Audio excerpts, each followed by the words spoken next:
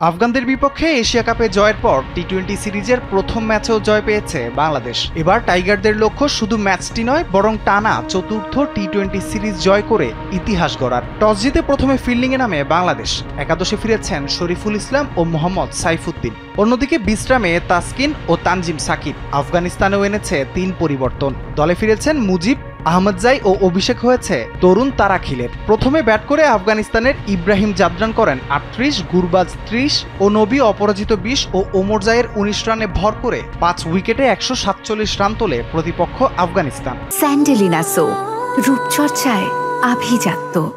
বাংলাদেশের হয়ে নাসুম ও রিশাদ নেন ২টি করে উইকেট। শরীফুলও স্বীকার করেন গুরবাজের গুরুত্বপূর্ণ উইকেট। মুস্তাফিজ খানিকটা খরুচে হলেও সাইফুদ্দিন দেন মাত্র ২২ রান। সোহান, শামীম ও অলরাউন্ডার সাইফুদ্দিনও হতে পারেন ব্যাটিং ভরসা। এই ম্যাচে জয় পেলে আফগানদের বিপক্ষে দ্বিতীয়বারের মতো টি-20 সিরিজ জয়ের কৃতিত্ব পাবে বাংলাদেশ।